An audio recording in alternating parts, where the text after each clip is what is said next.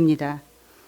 교육에 앞서 오늘 귀중한 시간을 내어 우리에게 챗 GPT에 대한 이해와 활용에 대해 강의를 해주실 반병현 강사님을 소개해드리겠습니다.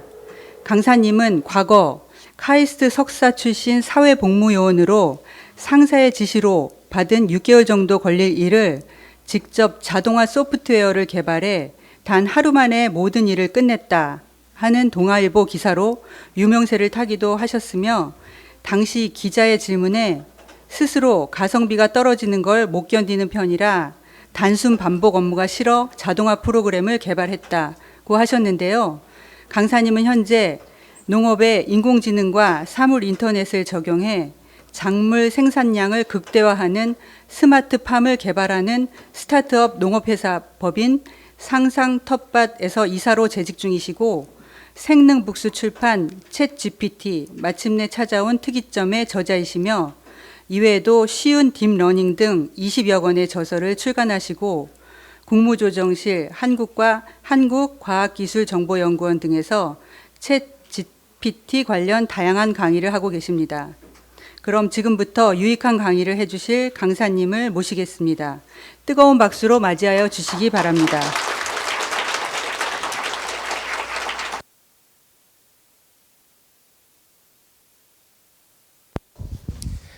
네, 반갑습니다. 강사 반병현입니다. 제가 사실 강연 요청을 책을 쓰고 난 뒤로 거의 하루에 20개 정도 받고 있는데요. 공공기관, 특히 지자체 제안을 제가 수락을 한 건도 한 적이 없습니다. 다양한 이유가 있는데요. 일단 제가 유일하게 제가 그러면 흔쾌히 가겠습니다 한 곳이 바로 여기예요. 저랑 연락 주고 받으셨던 분들이랑 대화를 해보니까 너무 말도 잘 통하는 것 같고, 또 정말 열정이 있으신 것 같아서 제가 솔직히 말씀드리자면 좀 많이 무리해서 오늘 왔습니다. 그래서 감사합니다. 감사합니다.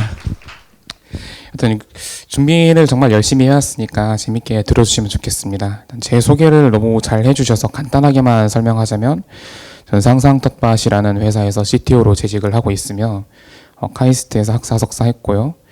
책을 한 20권 정도 썼고 논문 10개 정도, 특허는 한 30개 정도 했습니다. 그리고 저는 제가 가진 스펙 중에 가장 자랑스럽게 생각하는 게 있는데, 제가 아직 20대입니다.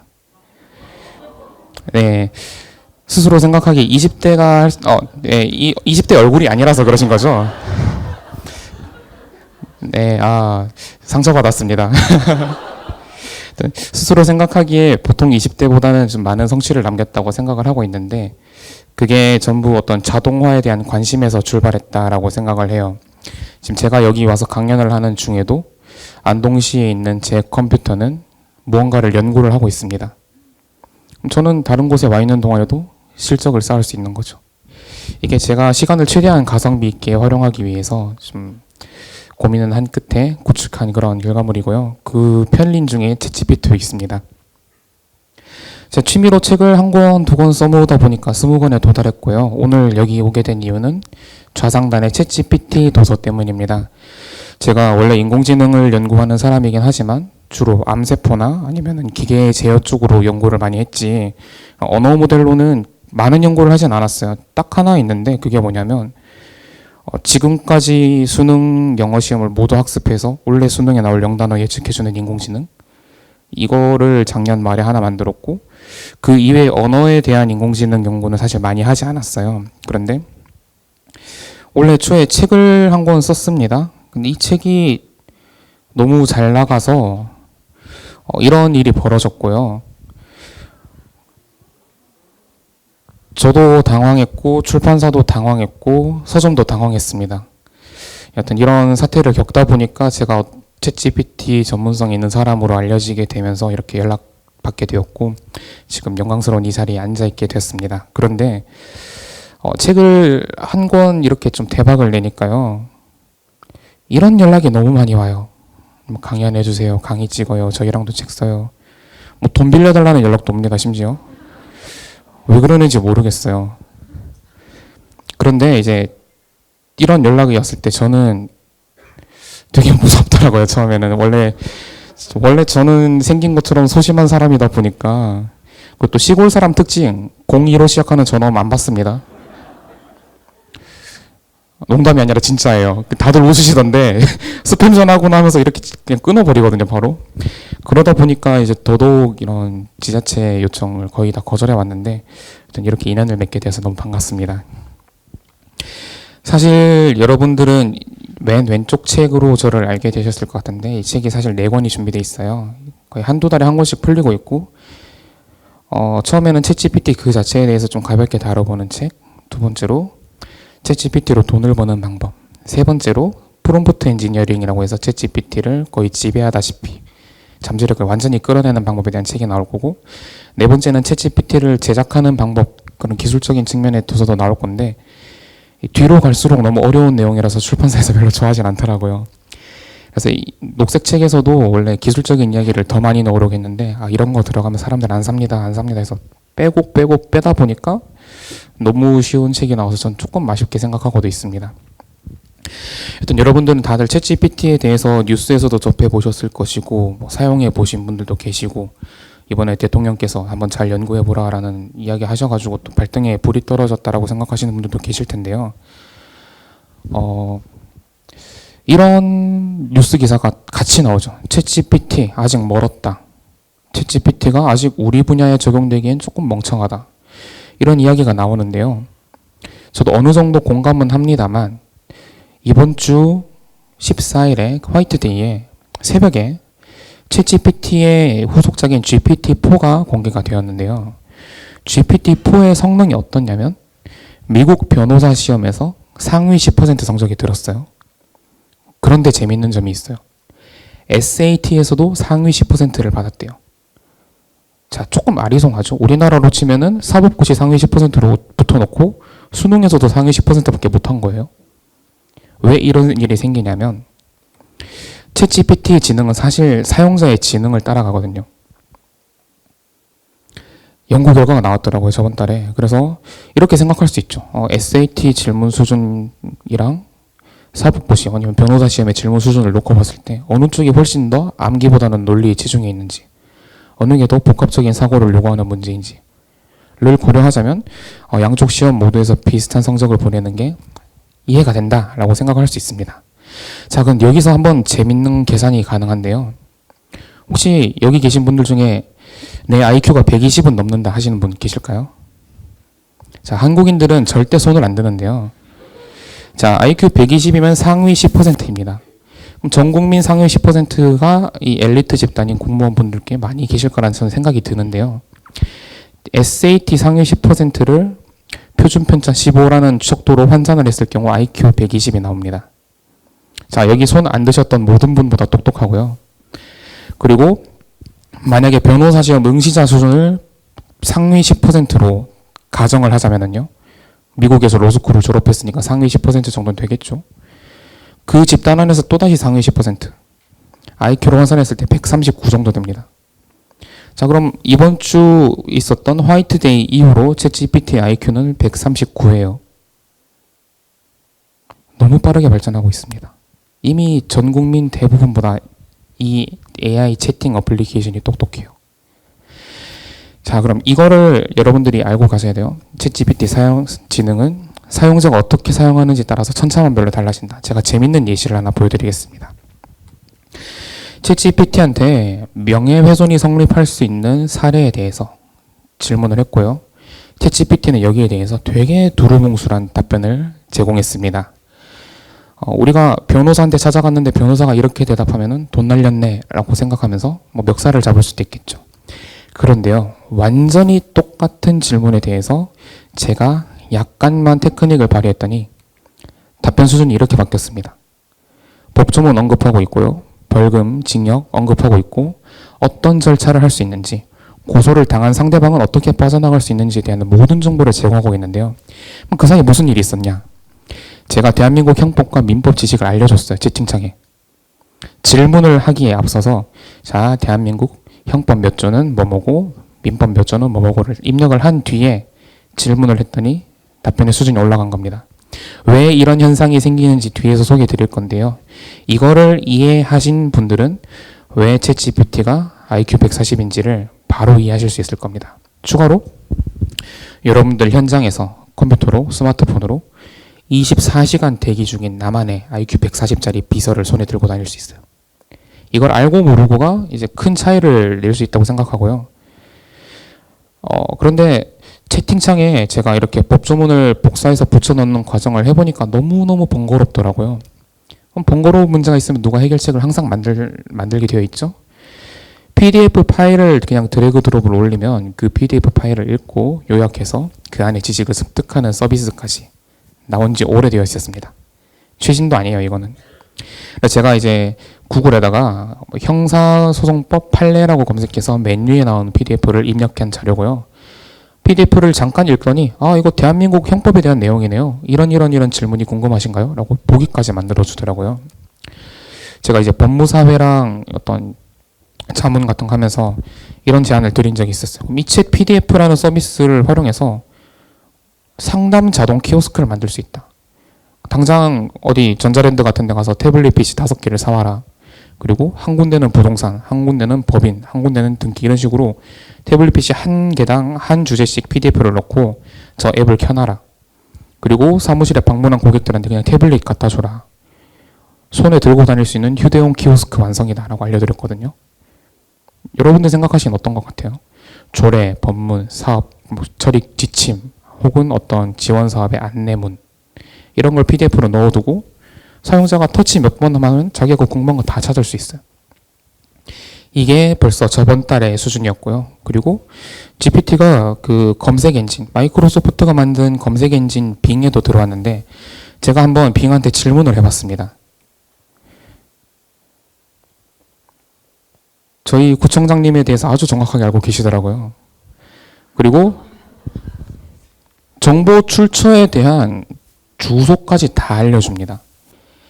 이 친구가 GPT-4 기반으로 만들어져 있고요. 그 빙 이제 윈도우 켜시면 엣지 브라우저 기본 검색 엔진인데 전 예전까지 막 광고가 덕지덕지 붙어 있어서 안 썼거든요.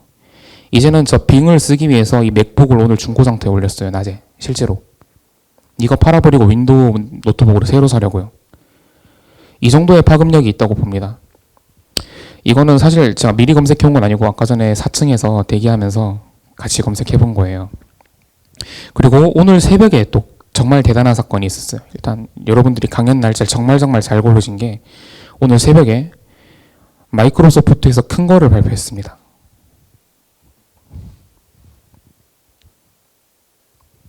자, 이제 엑셀에 GPT가 들어옵니다.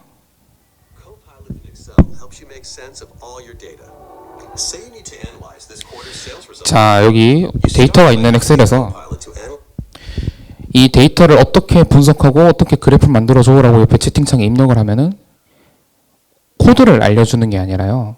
자기가 몇 번 더 질문을 한 뒤에 자동으로 작업을 대신해줘 버려요. 이렇게. 자, 엑셀 회계 업무만 한 20년 보신 분들은 엑셀을 도사겠죠. 그분들이랑 아직 15도 못 된 사람이랑 엑셀 실력이 똑같아집니다. 경력이 무의미해졌어요. 오늘 새벽에.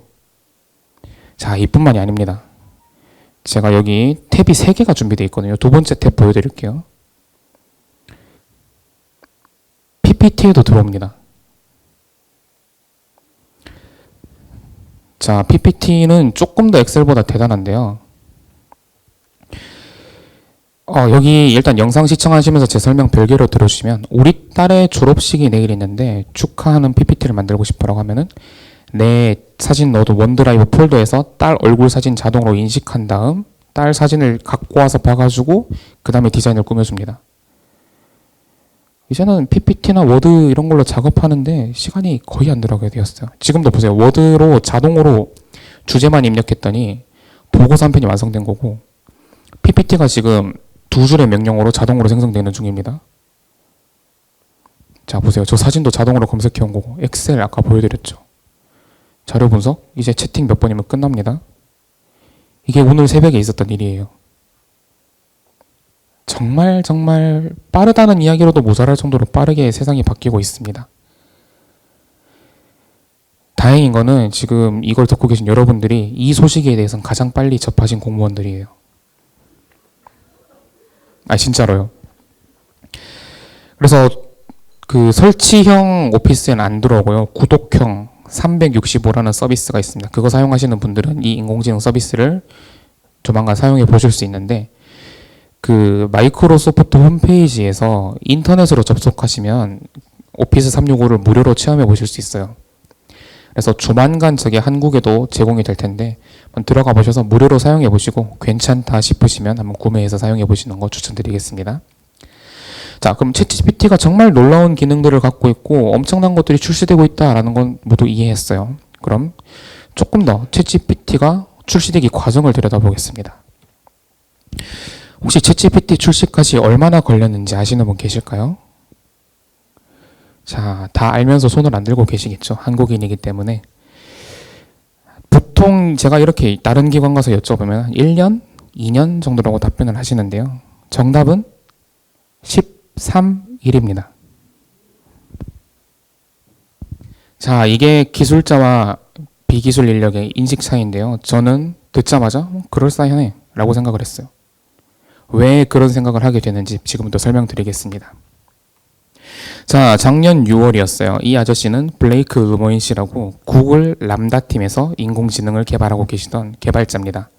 이분이 갑자기 워싱턴 포스트랑 인터뷰를 하면서 구글이 만든 인공지능에 자아가 있다, 생명이 만들어진 것 같다 라는 폭로를 해버려요. 당시 저 같은 개발자들은 또 이상한 소리 하는 분 한 분 나왔다라고 생각하면서 비웃었는데 언론사들이 생각보다 진지하게 받아들이더라고요. 그래서 그걸 해명하기 위해서 구글은 전문가들을 불러다가 이 인공지능에 자아가 없다는 걸 11차례에 걸쳐서 증명했어야 했습니다. 그런데 사건이 여기서 끝나면 좋겠는데요. 이제 이분은 내부 기밀을 폭로한 죄로 잘렸어요. 자, 기술자 입장에서는 우리 기관이 개발 중이던 기술의 스펙을 외부 유출하면 잘린다. 당연하지 라고 생각할 수 있어요. 반도체 기술 유출해버리면 잘려야죠. 그렇죠? 근데 일반인들은 구글이 인공지능에 자아가 생긴 걸 은폐하기 위해서 잘랐구나 라고 오해를 합니다. 우리나라까지 관련 뉴스 기사가 올라오고 난리가 났었어요. 이게 6월이었고요. 그로부터 한 4, 5개월 뒤 메타, 옛날 페이스북에서 갑자기 갤럭티카라는 인공지능을 출시를 했는데, 여기 제가 블록 켜는 게 잘 보이실지 모르겠지만 GPT-3보다 성능이 거의 1.3배에서 1.5배 정도 더 뛰어났다라는 문장이 들어있어요. 그리고 GPT-3는 챗GPT에 들어있는 기술이고요. 챗GPT보다 훨씬 뛰어난 기술이 11월 달에 발표가 됐고, 이 인공지능이 하는 역할은 뭐냐? 과학 연구를 대신해줘요. 논문도 대신 써주고요. 수식을 물어보면 그 수식과 함께 그 수식이 어느 논문에서 나왔는지까지 다 찾아줍니다. 그러니까 과학을 전혀 모르는 분들도 시간만 좀 들이면 그럴싸한 과학 논문 한 편을 쓸 수 있게 됐어요. 이게 작년 11월 달의 이야기였고요. 엄청난 대사건이죠. 과학자들, 석사과정 학생이 논문 한 편을 자유롭게 쓰기까지 거의 한 2년 정도가 걸리는데, 글쓰기 훈련에서 그 과정이 사라집니다. 석사 신입생 혹은 학부 졸업 연구생과 교수님의 논문 작성 솜씨의 격차가 사라졌어요. 그래서 과학자들은 드디어 우리가 글쓰기에 시간 낭비하지 않고 과학 지식을 발견하는 데만 집중할 수 있게 되었다라고 좋아했는데, 네티즌들은 재밌는 거 나왔네 라고 하면서 들어가서 이걸로 사고를 내버립니다. 자, 이제 윤리적인 기준이 항상 연구엔 들어가요. 과학자들은 어떤 객관적인 사실을 전달하기 위해서 제한적으로 필요할 경우에 인종차별이나 성차별의 역사를 언급할 수 있는데요. 네티즌들은 작정하고 성차별적이고 인종차별적인 논문을 이걸로 대량 양산을 해버렸어요. 메타가 화들짝 놀랍니다. 메타가 윤리에 굉장히 민감한 회사거든요. 왜냐면은 재작년 9월에 윤리 이슈로 주가를 43% 날려먹고 520조 원을 날려먹은 적이 있어요. 당시에 인스타그램 사용자들이 어떤 자살 충동을 높이고 있는 걸 발견했음에도 방치하고 있다, 이런 연구 결과를 여기 프랜시스 하우겐님께서 폭로하시는 바람에 완전 페이스북이 망하기 직전까지 갔다가 회사 이름을 메타로 바꾸고 메타버스 열풍에 힘입어서 겨우겨우 살아났거든요. 그때 악몽이 다시 재현될까봐 두려워서 이 윤리 이슈를 빠르게 해결하기 위해서 메타 측에서는 갤럭티카 서비스를 3일 만에 종료해버립니다. 여기까지가 11월 중순 이야기입니다. 11월 중순 15일에서 18일 사이에 인공지능 업계는 이런 형태였어요. GPT가 제일 동네 북이었고요. 버트라는 구글에서 만든 인공지능과 그걸 응용한 인공지능들이 대세였어요. 갤럭티카는 이제 논문에서 GPT-3를 못 이겨본 최신 기술이 있느냐, 뭐 약간 이런 입장을 보였고, 구글 람다에서는 뭐 자아가 있네 없네 소동도 벌어졌죠. SKT에서는 한국어를 가르친 버트인 코버트를 개발했습니다. 요즘 이야기가 쏙 들어갔는데요. 그러는 와중에 오픈AI에서는 GPT 시리즈를 계속 출시는 하고 있지만 항상 이렇게 여기저기서 얻어맞고 다니니까 기분이 많이 상했을 거예요. 그래서 여기서부터는 그 오픈AI CEO의 인터뷰 내용을 바탕으로 제가 MSG를 조금 뿌린 이야기인데요. 11월 중순 오픈AI 회의실에 이제 대표이사가 직원들을 불러 모읍니다. 우리도 뭐 좀 만들자. 그런데 그 오픈AI 박사 초봉이 7억 정도로 추정되거든요. 이분들이 밥값을 하기 시작해요. 그래서 2020년에 만들어뒀던 인공지능에 채팅 기능만 붙여서 급하게 만든 게 챗GPT입니다. 이러니까 13일 만에 만들었다라는 게 전 납득이 갔던 거고요. 그럴싸하죠. 여기까지 들여다보니까. 여튼 이 13일 만에 만든 챗GPT가 11월 말에 출시가 되었고요. 등장하자마자 전 세계를 놀래키고 구글이 이거 따라하다가 엎어져서 시총 150조 증발했고 네이버 카카오는 우리도 비슷한 거 만들겠다라는 입장을 발표했죠. 그리고 메타에서는 챗GPT는 혁신이 없습니다라는 입장을 발표했습니다. 여기까지가 작년 11월에 있었던 한 달 만에 벌어진 사건이에요. 엎치락 뒤치락 하면서. 자, 그럼 이 혜성같이 등장한 서비스의 개발 배경은 알았습니다. 그리고 아까 전에 여기 왔을 때 이런 질문을 하셨어요. 그럼 챗GPT 같이 대단한 서비스를 무료로 공개하는데 무슨 저희가 있을 것 같다. 그게 무엇이냐? 그게 뭐냐면은요. 이 오픈AI에서 GPT-4라는 기술을 원래 공개하려고 준비 중이었거든요. 근데 막 람다는 엄청 똑똑해서 자아가 있다는 오해도 벌어지지, 갤럭티카도 막 자기들보다 더 대단한 거 내놓지, 마음이 급해진 거예요. GPT-4를 출시했을 때 다른 기업들한테 늦어져서 이목을 뺏길 수 있겠다. 그럼 급하게 뭐라도 내놔야지 라면서 공개한 게 챗GPT입니다. 그래서 13일이라는 무리한 개발 기간 만에 만들어진 걸 그대로 공개한 거고요. 그 결과는 저희는 성공했습니다. GPT-4라는 기술을 지금 전 세계 사람들이 알게 됐고 돈을 내면서도 쓸 의향이 있으시죠. 그게 챗GPT가 무료로 공개된 배경이고 저희고 전말입니다. 자, 그럼 지금부터는 기계가 지능을 가지기까지 과정을 살펴볼 건데 이걸 이해하고 나시면 왜 일부 사람들이 챗GPT가 멍청하다라고 하지만 다른 사람들은 챗GPT가 너무 똑똑하다고 극찬하는지, 왜 사용자의 지능에 따라서 GPT의 답변이 달라지는지를 조금은 이해하실 수 있게 될 겁니다. 먼저 앨런 튜링 선생님을 빼놓을 수가 없는데요. 이분이 현대 컴퓨터 공학의 아버지라고 불리는 분이십니다. 애플 로고가 한입 베어문 사과잖아요. 이 튜링 선생님이 마지막에 독약이 든 사과를 한 입 드시고 자결을 하셨는데 그걸 기리기 위해서 애플 로고가 이렇게 생겼어요. 이분은 2차 대전 당시 영국군에 들어가셔서 독일군의 최신 암호기기인 애니그마를 무력화시키는 컴퓨터를 개발하셨고요. 그 컴퓨터 이름이 봄베입니다. 봄베 덕분에 그 애니그마가 만들어낸 어떤 작전, 몇 월 며칠에 어디를 폭격하자 이런 게 전부 다 영국군에게 노출되었고 전쟁에서 패배하게 된 거죠.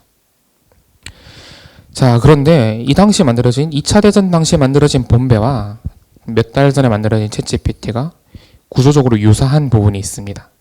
그게 뭐냐면 가운데 모델이 존재하고요. 텍스트 인풋이 존재하고 아웃풋이 존재합니다. 다만 입력받은 데이터를 처리하는 방법이 다를 뿐이죠. 그럼 그 차이점이 어디서 오는지를 지금부터 이해시켜 드리겠습니다.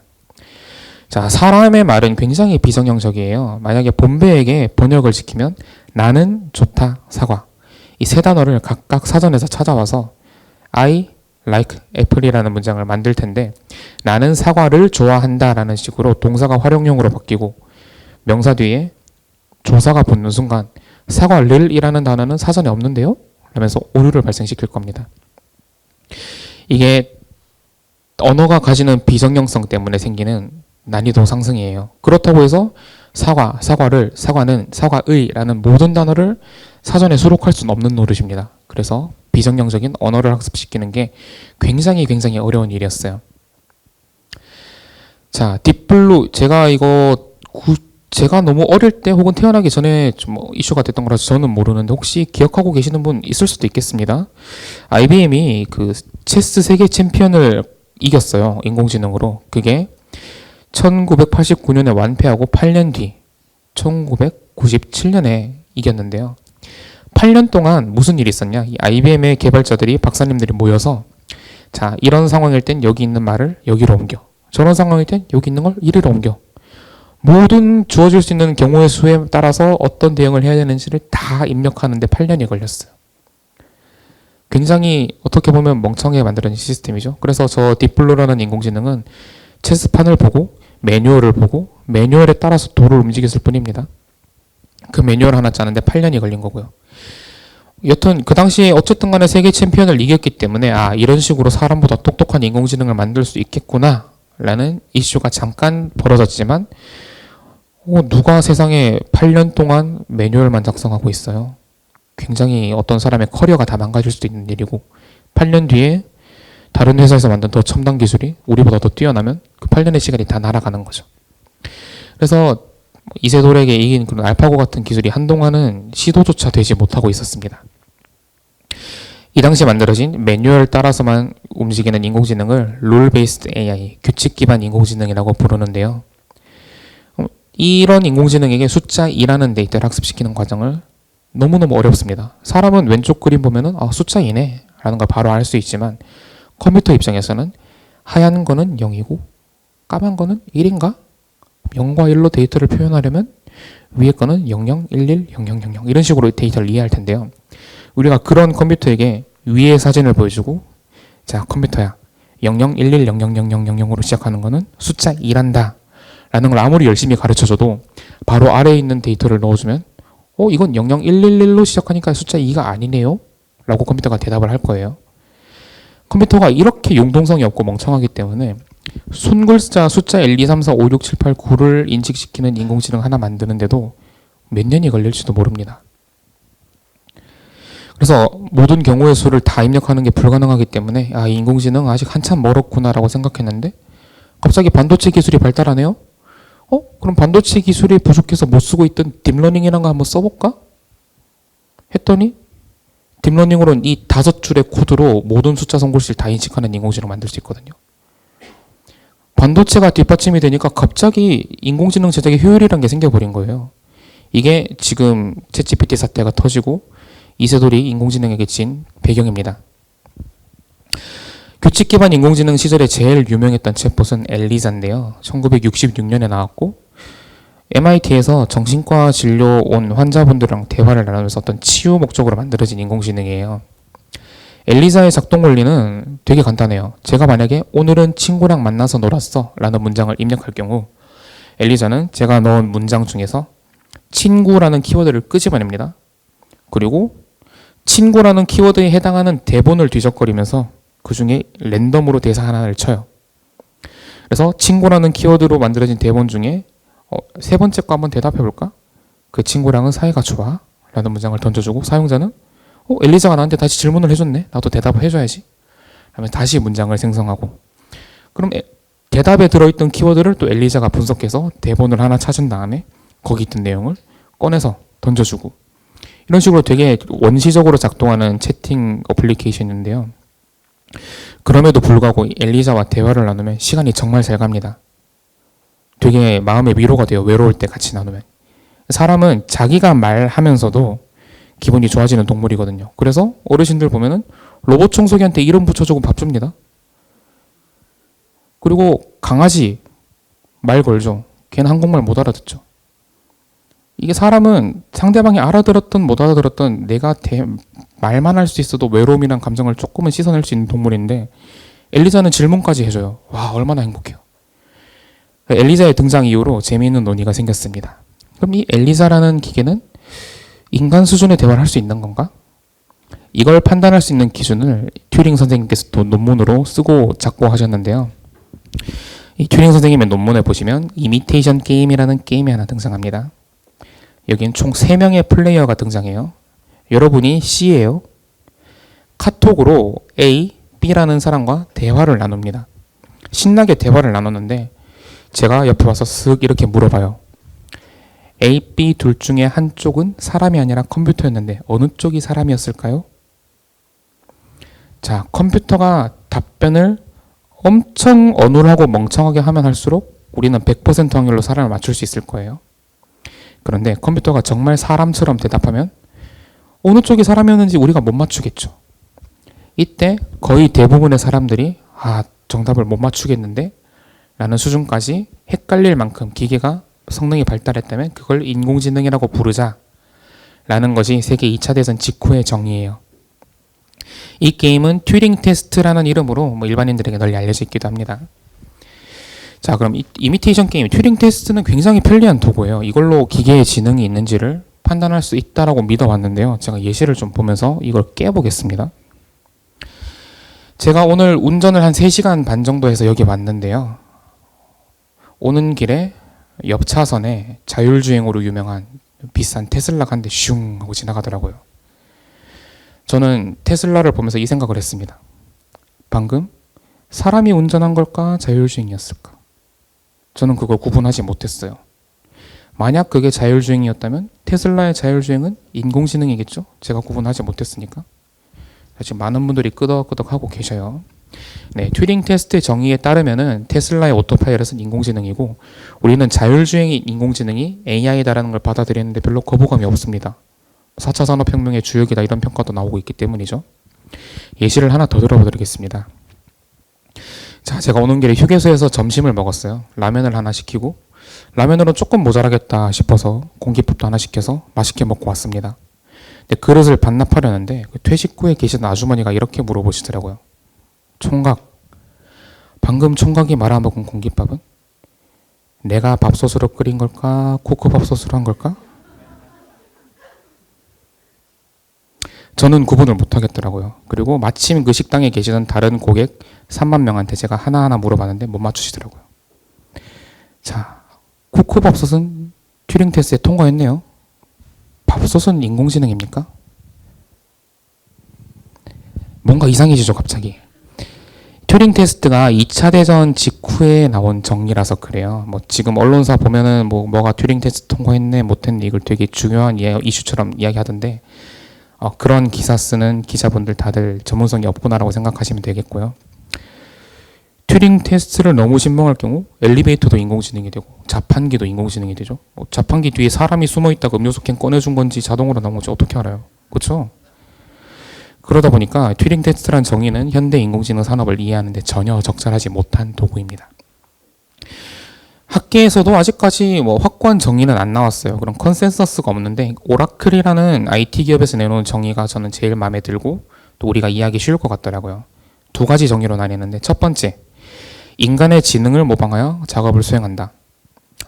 사람이 하는 일을 대신하는 대부분의 기계가 1번 정의에는 들어갑니다.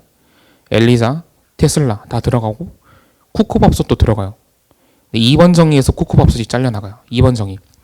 수집한 정보를 토대로 자기 성능을 반복적으로 개선한다. 여기에 정보는 경험이라고 이해하셔도 좋겠습니다.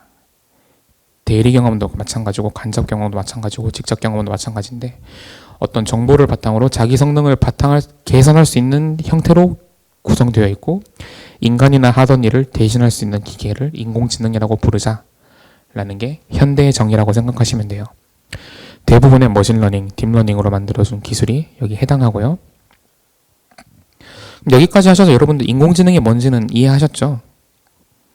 자, 인공지능이 뭔지 조카나 아니면 다른 부서 사람이 물어보면 야, 너 쿠쿠밥솥 알아? 라면서 이 이야기를 들려주십시오. 자, 그럼 이제 기계가 지능을 가지기까지는 이해했으니까 사람의 말을 알아듣기까지를 또 설명드리겠습니다. 앞서 보셨던 사람의 언어는 굉장히 어렵죠.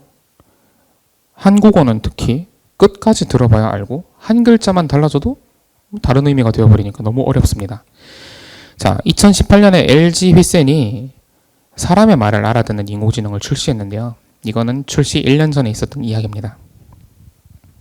당시 LG의 연구진들이 드디어 에어컨이 말을 알아들을 수 있게 하는 기술을 개발했다 라는 걸 보고했고 그게 임원진까지 올라가서 부회장님이랑 기타 임원들이 방문을 합니다. 연구소에. 그래서 개발진들이 뿌듯한 표정으로 이렇게 일렬로 쪼르륵 서 있었을 거예요. 그 중에 어떤 부서장이 나와가지고 여기가 마이크고 여기가 뭐고 이렇게 설명을 했습니다. 당시 LG의 부사장님께서는 굉장히 기분이 좋았다고 해요. 드디어 LG 기술력이 전 세계로 뻗어나간다. 사람의 말을 알아듣는 에어컨이라니 대단하다 하면서 뿌듯한 표정을 짓고 있었는데 거기 부사장이 와서 그럼 한번 시연을 직접 해보시죠 라고 물어보셨습니다. 그래서 부사장님이 굉장히 행복한 표정으로 에어컨 앞에 서서 한마디를 딱 했습니다. 니 먹고 알아들을 수 없는 명령어입니다. 다시 말씀해 주시겠어요? 된다며. 자, 분위기가 어땠을까요? 굉장히 싸늘했겠죠. 남극이 따로 없었을 겁니다. 거기 연구진들은 집에 있는 어머니가 보고 싶으셨겠죠? 엄마, 나 지방으로 발령 날 것 같아. 제가 그 당시 있었던 분들을 직접 만나보진 못했지만 심정은 이해갑니다. 정말 심장이 떨어질 것 같은 기분이 들었을 것 같은데 다행히 부사장님께서 말로 해결을 하셨어요. 그래서 연구진들은 침착하게 제주도, 강원도, 전라도로 흩어져서 사투리를 녹음해서 다시 온 다음에 인공지능을 업데이트했고 그 다음 2차 시연 때 된다매를 알아듣는 인공지능을 만들어서 출시 허가가 2018년에 났어요. 이만큼 사람의 말을 알아듣는 게 힘듭니다. 사투리 종이에 써놓고 보면 비슷하게 생겼잖아요. 근데 억양 하나 때문에 못 알아듣는 거예요.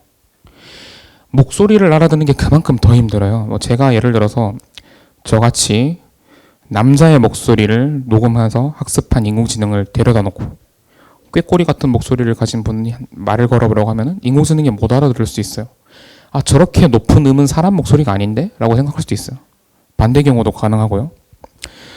그만큼 음성학습이 어렵기 때문에 또 사투리같이 패턴과 어긋나는 대화가 너무 자주 발생하기 때문에 대부분 여러분들이 알고 계시는 인공지능 음성 비서 서비스는 시동어라는 기능을 사용합니다. 자, 제가 여기서 지금 시리아 하이 빅스비 라고 하면은 네, 이런 소리가 나요. 진짜 그래 진정해. 제가 이제 평상시에 이렇게 대화하는 내용을 안 듣고 있다가 자기 이름 부르니까 기똥차게 일어나서 저 부르셨어요? 이러잖아요. 이게 시동어예요. 평상시에 마이크가 켜져 있지만 무시하고 있다가 시동어가 들리는 순간 깨어나서 사람의 말을 녹음하는 게 이게 너무나도 비정형화되어 있는 패턴 속에서 자기들끼리 떠드는 거야 나한테 물어보는 거야 라는 패턴을 찾기 위해서 고안한 도구입니다. 이 시동어가 없는 인공지능 서비스는 거의 없어요 현재. 그리고 또 음성이 가지는 문제가 더 있습니다. 이제 요즘 시골에 부모님들 외로우실까봐 기가진이 아니면 카카오미니 되게 많이 사드리더라고요. 그 어머니들이 이런 거 사와 이래놓고는 그걸 주머니에 놓고 밭에 가져가셔요. 밭에 와이파이 안 터져서 얘 말 못하거든요. 근데도 소중하게 들고 다니시고 말을 계속 걸어요. 대답은 못하는데. 그만큼 어떤 언어라는 게 사람의 애착을 불러일으킬 수 있는 정말 중요한 도구죠.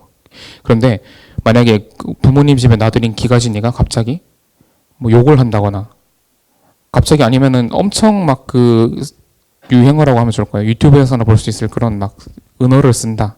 안 되겠죠.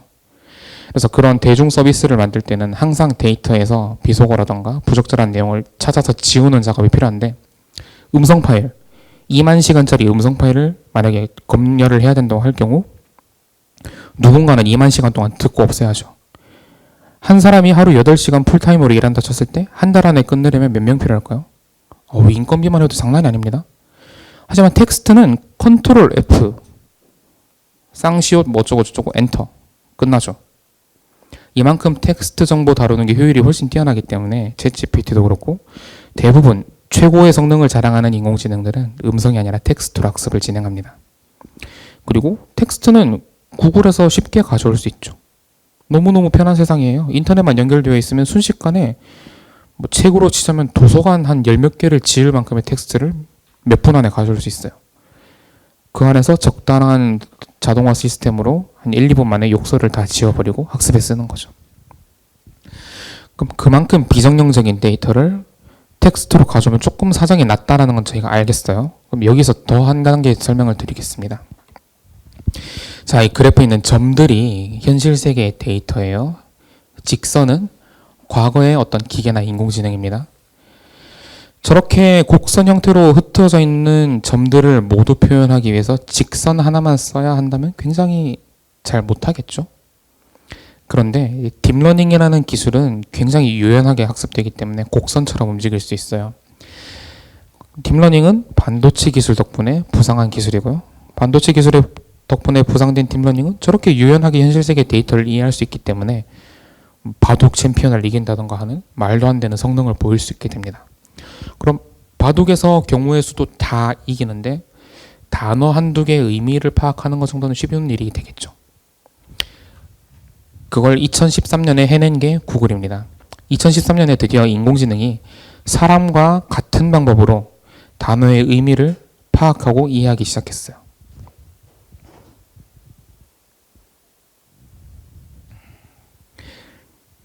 자, 왼쪽 그림만 보시면 돼요. 오른쪽은 좀 어려우니까. 문장 하나를 넣어주면은 인공지능이 그 문장을 압축하고 그 문장에서 이 단어는 이런 의미가 있네? 를 이해한다라는 걸 그림으로 표현한 논문의 그림이고요.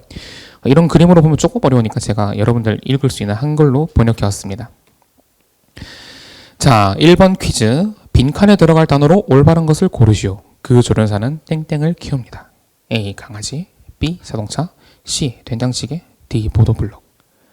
아주 어려운 문제죠. 정답은 강아지입니다. 2번 강아지라는 단어가 들어가 있는 문장에 같이 들어가기 적절한 단어 하나를 고르시오. 키우다 혹은 조련사 뭘 고르지? 라는 걸 사람은 이해할 수 있죠. 인공지능에게 이걸 가르치는 거예요. 그리고 실제로 이거를 잘 해내서 대부분 단어의 의미를 파악한 것이 워드2벡터라는 2013년도의 인공지능입니다. 그럼 이게 어떻게 작동하는지 설명드릴게요. 자, 비슷한 문장이 있습니다. 짐은 국가를 통치하는 땡땡이다. 혹은 그는 국가를 통치하는 땡땡이다. 1번 문제의 정답은 왕, 2번 문제의 정답은 대통령인데요. 왕이랑 대통령이 비슷하게 생긴 문장에 비슷한 위치에 들어있네? 비슷한 의미를 가지나? 라는 식으로 유추를 하는 거예요. 마치 사람이 처음 보는 단어를 책을 읽다 만났을 때 근처 단어들을 활용해서 문맥을 유추하듯이 이 인공지능은 단어의 의미를 유추합니다. 결과적으로 이 왕과 대통령은 비슷한 단어다. 혹은 왕과 여왕은 남자와 여자의 관계와 유사하다. 라는 것을 스스로 파악하게 돼요. 그게 2013년, 10년 전 기술입니다. 여긴 인코더라는 기계가 들어가는데요. 인코더는 정보를 압축시키는 도구고요. 인간 뇌에서도 압축이 일어납니다. 근데 압축되는 과정에서 대부분의 정보가 사라져요. 그럼 사람 뇌는 굉장히 효율적으로 정보를 저장하는데 정보가 사라진다는 게 조금 이해가 안 되시죠? 한 번에 이해시켜 드릴게요. 인간 뇌에서 손실 압축이 일어나는 증거는 수박입니다. 자, 혹시 수박이라는 과일에 대해서 아시는 분 계실까요? 다들 아시죠? 드셔보셨죠? 맛있죠? 저 수박 진짜 좋아하는데 만약에 수박 한 통을 먹었을 때 이 수박의 질감, 맛, 향, 색깔을 뇌에 저장하는 과정에서 수박 한 통만큼의 부피가 필요했다면 어떻게 될까요? 수박을 먹던 도중에 내 이름이 기억이 안 나기 시작할 거고 다 먹고 나면 내가 여기 왜 앉아 있는지도 모를 겁니다. 대신 수박에 대해서는 기가 막히게 기억할 수 있겠죠. 근데 우리는 수박을 먹고 나서도 우리의 계좌번호, 이름, 비밀번호를 기억하고 있습니다. 이게 손실 압축의 증거예요. 우리 뇌는 정보를 수집할 때 현실 세계 데이터 중에 대부분을 버리고 압축된 소수만 뇌에 집어넣는데 그 과정이 바로 이 레이턴트 스페이스라는 원리입니다. 쉽게 설명드릴게요. 아주 작은 벌레 한 마리를 떠올려 보세요. 이 벌레의 뇌 속에는 신경이 3개밖에 없어요. 단맛을 느꼈을 때는 1번 신경이 이렇게 흥분을 하고 신맛을 느꼈을 때는 2번 신경이 흥분을 하고 바삭바삭 아삭아삭한 식감을 느꼈을 때는 3번 신경이 흥분합니다. 그럼 사과를 먹었을 때는 2번, 3번 신경이 흥분을 하겠죠. 사과를 먹었을 때 이 작은 곤충의 뇌 상태는 011로 요약할 수 있습니다. 수박을 먹었을 때는 단맛이 나고 아삭아삭하기 때문에 101이 되고요. 딸기는 단맛, 신맛이 다 나지만 아삭아삭한 식감은 나지 않기 때문에 110이 될 것입니다. 이런 식으로 이 원시적인 뇌에 세포가 3개밖에 없는 벌레 같은 경우는 우리가 자기가 섭취한 과일을 고작 숫자 3개로 표현할 수 있게 돼요. 이게 인간 뇌에서도 똑같이 일어나는 작업이고요. 결과적으로 정보가 손실 압축되는 겁니다. 그럼 이 벌레에게 단맛도 나고 아삭아삭 바삭바삭한 어떤 새로운 음식을 먹였을 때 101이라는 결과가 나오기 때문에 내가 방금 먹은 거 달콤하고 아삭아삭하니까 수박인가? 라는 걸 추측할 수 있게 되죠. 근데 사실 치킨을 먹여도 101이 나올 거예요. 치킨 달달하죠. 바삭바삭하죠. 이게 인공지능이 가끔 엉뚱한 대답을 하는 거랑 원리가 똑같아요. 자기가 알고 있는 숫자 데이터의 세계에서는 수박인데 내가 방금 먹은 게 수박이 아니라 다른 치킨이라고 하네. 근데 난 치킨을 모르는 걸 에이 아무 말이나 해야겠다. 이 여러분들께서 들어보신 챗GPT가 헛소리하는 원리입니다. 자, 여튼 여기서 이해하셔야 될 거는 인코더라는 걸 사용하면은 굉장히 효율적인 방식으로 현실 세계 정보가 숫자 몇 개로 압축되더라 라는 것만 가져가시면 돼요. 뒤에 인코더 떠나오니까 기억은 꼭 하시고요.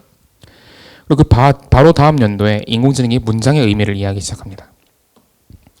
그 전까지 문장의 의미를 이해했다라고 주장하는 기계들은 대부분 동사나 핵심 명사에 집중했는데 이 인공지능은 영어 문장에서 주어와 목적어를 바꿨더니 완전히 의미가 다른 문장으로 이해를 하고 그림처럼 분리를 시켜버렸어요. 완벽하게 문장의 의미를 이해를 한 인공지능이 최초로 개발됐고요. 이 인공지능으로 가장 먼저 한 게 뭐냐? 번역입니다. 인코더에게 문장의 의미를 이해시키는 기능을 집어넣고요. 인코더가 이해한 문장 내용을 바탕으로 프랑스어를 만들어내게 시킨 거예요. 그래서 영어를 입력받으면 프랑스어를 만들어내는 그런 인공지능이 만들어졌고요. 여기 등장하는 디코더는 정보의 팽창을 담당합니다. 여러분들이 이제 머릿속에 수박이라는 관념이 있기 때문에 수박의 맛을 설명할 수도 있고 그림을 그릴 수도 있고 수박 모양의 찰흙 덩어리를 만들 수도 있겠죠. 이렇게 압축되어 있는 정보를 토대로 무언가 새로운 정보를 만드는 과정을 디코딩이라고 하고 이 디코더는 압축된 정보를 토대로 새로운 데이터를 만드는 도구입니다. 따라서 인코더가 입력받은 영어 문장을 압축했고요. 디코더가 압축된 정보를 프랑스어란 형태로 팽창시키면서 번역이 일어난 거예요. 여기서 우리 또 한 가지 가져갈 게 인코더 성능이 뛰어나다는 건 정보를 압축하는 능력이 뛰어나다는 거니까 이해력이 높아지는 거고요. 디코더 성능이 뛰어나다는 거는 작문 실력이 높아진다는 겁니다. 압축된 정보로 표현을 잘할 수 있게 된다는 거니까요. 이거를 이해하시면은 그럼 이해력이 뛰어난 인공지능을 만들고 싶으면 인코더를 많이 쓰면 되겠네? 작문 솜씨가 뛰어난 인공지능을 만들고 싶으면 디코더를 많이 쓰면 되겠네? 라는 추론까지 갈 수 있습니다. 그리고 같은 해에 AI가 문장의 맥락을 이해하기 시작했어요. 자, 문장을 압축하고 압축된 걸 다시 팽창시키면서 번역을 하는 기존 인공지능 모델 같은 경우에는 한계가 있습니다. 이 문장을 압축해서 넣어둘 공간의 부피가 만약에 10칸밖에 안 돼요. 그럼 이 10칸짜리 공간을 통해서 100개 정도의 단어로 이루어진 문장을 압축하는 거 가능할 수 있습니다. 하지만 입력된 문장의 길이가 1000개, 10,000개, 1억 개로 늘어날 경우 입력받은 정보를 모두 표현하는 것이 곤란해지겠죠. 따라서 기존의 기술은 입력받은 정보가 방대해지면 방대해질수록 멍청해진다라는 단점이 있었는데요. 그걸 해결한 기술이에요. 이건 여러분들께서 영어 수능 지문 풀 때를 생각하시면 되는데 원어민은 처음부터 끝까지 쭉 읽죠. 근데 한국인은 앞뒤로 왔다 갔다 하면서 전치사 읽었다가 앞에 이어붙였다가 이렇게 왔다 갔다 바쁘잖아요. 이걸 인공지능한테 그대로 시킨 게 어텐션이에요. 지금 내가 어떤 말을 해야 될지를 결정하는 단계에서 다른 정보를 지금 좀 훑어보고 올래? 컨닝하고 올래? 를 가르치는 게 어텐션이고 이게 챗GPT의 성능을 견인한 핵심 기능입니다. 자, 여러분 앞에 건 다 잊어버리셔도 이 어텐션 하나만 가져가시면 돼요. 어텐션이 있기 때문에 예를 들어서 강아지는 식탐이 많은 동물이다 라는 문장을 번역한다 쳤을 때 dog이라는 단어를 만들기 위해서 강아지는 이라는 단어에 집중하게 되고 바로 그 다음 단어인 식탐이라는 단어를 무시하고 are animals라는 문장을 만들기 위해서 동물이다 라는 단어에 집중할 수 있게 돼요. 그래서 번역을 한 단어 한 단어 할 때마다 AI가 앞뒤로 왔다 갔다 하면서 지금 단계에 필요한 데이터에 집중한다. 이게 어텐션입니다. 어텐션이 등장하자마자 어텐션 전성시대가 열렸는데요. 구글에서 2017년에 어텐션만 있으면 된다라는 논문을 냈습니다. 트랜스포머고요. GPT의 T가 이거예요. 현대에 알려져 있는 GPT, 바드 이런 대규모의 언어 모델은 전부 이 논문 구조를 따라가고 있습니다. 인코더와 디코더를 모두 사용하는데요. 인코더를 여러 개 깔아서 이해력을 극대화시켰고 동시에 디코더를 여러 개 깔아서 장문 솜씨를 극대화시킨 기술이에요. 뭐 뒤는 어려우니까 넘어갑시다. 여튼 이해력을 극대화시키면서 동시에 장문 실력을 극대화시키다 보니까 이 친구는 번역을 기깔나게 잘했습니다. 영어 문장을 완벽하게 이해해서 한국어 뉘앙스를 완벽하게 살리는 문장을 새롭게 창조해내는 능력이 있었고요. 그래서 구글 번역기가 다른 번역기보다 유독 성능이 좋은 이유가 이 트랜스포머를 사용하기 때문이에요. 바로 그 다음 해 구글이 만든 트랜스포머를 활용해서 GPT가 드디어 등장됩니다. GPT의 T는 트랜스포머고 GP는 Generative Pre-training인데 이 원리는 파스타 레스토랑 직원 구하기라는 비유로 제가 설명을 즐겨합니다. 자, 여러분들이 이제 퇴직금을 가지고 파스타 가게를 차렸는데 장사가 너무 잘 돼요. 사람들이 맨날 스파게티만 먹나 봐요. 그래서 이제 주방장이 한 명 더 필요해서 채용 공고를 냈는데 2명이 지원했습니다. 첫 번째, 70년 인생 소바 삶기 장인, 파스타 조리 경력 0번. 2번 지원자, 요리 경험 자체가 0번, 열심히 배울 의지가 있음. 누구를 채용하시겠습니까? 제가 전에 다른 출연량 갔더니 오른쪽이요라고 소리 지르는 분이 한 분 계셨거든요. 정말 할 말이 없더라고요. 왜 오른쪽을 고르시려고 합니까? 라고 했더니 사업에는 리스크도 필요하고 매출이 올라갈 것 같습니다. 라고 하시더라고요. 제가 어디 가서 말문이 잘 안 막히는 사람인데 정말 눈앞이 깜깜했습니다. 저는 왼쪽 분을 고를 거예요. 왜냐하면 파스타를 삶아본 적은 없지만 비슷하게 생긴 국수는 많이 삶아봤으니까 어련히 파스타도 잘 삶겠거니 라는 기대를 갖고요. 이게 GP예요. 채팅하는 인공지능을 만들기 위해서 채팅은 아니지만 비슷한 언어 관련 작업을 해본 인공지능을 하나 만든 다음에 얘한테 선생님 혹시 경력직이시니까 채팅도 잘할 수 있지 않겠습니까? 라고 채팅 업무에 돌려버리는 게 GPT입니다. 바로 이해가 되시죠? GPT는 이렇게 단어 퀴즈를 풀면서 학습되는데 첫 번째 단어를 보고는 두 번째 단어를 예측해 보고요. 앞에 두 단어를 보고는 그 다음에 올 단어 이런 걸 예측해 보면서 성장을 합니다. 그래서 3단계로 갈수록 정답을 구하기가 쉬워지죠. 강아지는 식탐이 많은 뒤에 올 수 있는 단어는 지금 여러분들 머리 속에서도 동물이다 외에 다른 선택지가 잘 안 떠오를 텐데 강아지는 이라는 단어를 입력받은 뒤에 올 수 있는 단어는 종류가 무궁무진합니다. 이런 어려운 혹독한 훈련을 천문학적인 데이터를 바탕으로 수행하는 과정에서 GPT는 인간들은 언어를 이런 식으로 사용하는구나를 깨닫게 돼요. 이게 GPT예요. 딱히 어떤 지식을 주입시키는 과정이 전혀 없습니다. 그런데 사람들은 GPT한테 너 왜 이것도 몰라? 너 왜 저것도 잘못 알려줘? 라고 화를 내고 있죠. 그 접근 자체가 잘못된 겁니다. 여튼 이렇게 디코더를 깊게 쌓아서 장문 능력을 극대화시켰고요. 바로 다음 몇 달 뒤에 구글에서 버트라는 걸 만들어서 GPT를 완전 박살을 내버려요. GPT는 디코더에 집중을 했다면 버트는 인코더에 집중을 했는데 장문 솜씨에 올인한 인공지능과 이해력에 올인한 인공지능 누가 이겼을까요? 당연히 이해력에 올인한 인공지능이 더 똑똑했겠죠. 그래서 이런 상태가 됩니다. 버트라는 게 학계에 인정을 받게 되면서 GPT를 쓰는 사람이 소수가 되어버렸어요. 몇 년 전까지만 해도 SKT에서 버트 쓰고 있었어요. GPT는 쳐다보지도 않았고. 하지만 이제 오픈AI는 포기를 하지 않았고 트랜스포머가 구글 거였죠. 근데 구글이 특허 등록을 해버렸네요. GPT를 쓰려면 돈을 내야겠네요. 지금도 챗GPT를 사용하면서 구글한테 돈을 내고 있을 수도 있습니다. 이게 구글과 오픈AI가 처음에 격돌하면서 생겼던 일입니다. 그럼 이런 상황이었어요. GPT도 언젠가는 뜰 거다. 그런 심정이었기 때문에 13일 만에 챗GPT를 만들어서 공개를 한 거고 결과적으로 성공적으로 GPT 최신 시리즈를 마케팅을 잘 할 수 있었죠. 그런데 이런 내용이 버트 논문에 등장합니다. 인공지능의 두뇌의 부피를 2배 키웠더니 성능은 5%밖에 증가 안 하더라. 많은 사람들은 그럼 증가시켜도 효율성이 안 나오니까 증가시키지 말자라고 받아들였는데요. 오픈AI는 증가하긴 하네? 라고 받아들입니다. 그래서 몇 년에 걸쳐서 시간관계에서 넘기자면 갑자기 583배 더 큰 인공지능을 만들어 와요. 그런데 성능은 고작 몇 퍼센트 차이 납니다. 이게 GPT-3고 챗 GPT예요. 그러다 보니까 이제 메타의 인공지능 연구자들이 챗 GPT가 무슨 혁신이냐라고 하는 게 사실 그냥 미워서 걔들 비난하는 게 아니라 정말 혁신이 없기 때문입니다.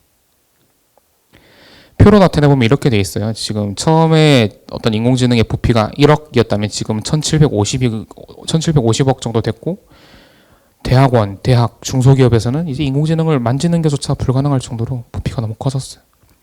그 전까지만 해도 제가 새로운 수학적 개념을 생각해 봤는데요. 이걸 적용했더니 인공지능 성능이 3% 올랐어요. 이런 걸로 경쟁하던 게 인공지능 판이었는데요. 지금은 저희 회사가 더 비싼 슈퍼컴퓨터가 있습니다. 저희 회사가 더 성능이 좋습니다. 를 경쟁하는 게임으로 바뀌어 버렸습니다. 여기까지가 챗 GPT에 들어간 GPT 기술을 간략하게 훑어본 거고요. 이 GPT라는 인공지능에 채팅 기능 붙인 게 챗 GPT입니다. 여기까지 보니까 사실 별거 없죠. 그럼 챗 GPT보다 성능이 뛰어났던 버트의 채팅 기능 붙인 게 더 뛰어나지 않을까라는 기대도 저는 개인적으로는 갖고 있습니다. 자, 그럼 지금부터는 챗 GPT의 활용성을 높이는 방법을 좀 설명을 드릴 건데, 이거는 아직까지는 뭐 유튜브나 언론사에서도 많이 다루진 않는 것 같아요. 최근 들어서 조금씩 이렇게 언급되고 있는데, 프롬프트 엔지니어링이라는 기법에 대해서 좀 다뤄볼까 합니다. 자, 아까 어텐션을 제가 빠르게 넘어갔는데, 지금 내가 하는 일에 참고하기 위해서 과거의 내용을 훑어보는 일종의 컨닝 페이퍼 같은 역할이라 말씀드렸죠. 그거를 기억을 하고 계셔야 뒷이야기 이해되셔요. 자, 어텐션은 과거의 대화 내역을 참고해요. 챗GPT랑 대화를 나누잖아요. 그러면은 나랑 인공지능 사이에서 지금까지 나눴던 모든 대화를 한번 복습을 한 뒤에 지금 답장을 합니다. 그래서 이론적으로 챗GPT랑 대화를 길게 나누면 나눌수록 조금씩 챗GPT가 느리게 대답을 하게 돼요.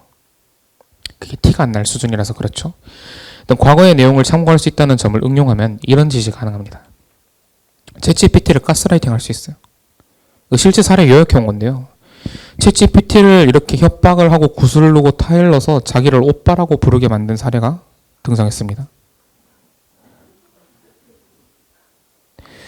자, 다음 슬라이드 넘기기가 조금 두려운데요. 자, 제가 한 말 아닙니다. 지금부터 보여드릴 거. 제가 제일 순한 맛으로 가져왔는데, 일단 말투를 교정하는 사람들이 최근에 많아졌어요. 그래서 뭐 길쭉 쪽제비 펀치 막 이런 거 날리고,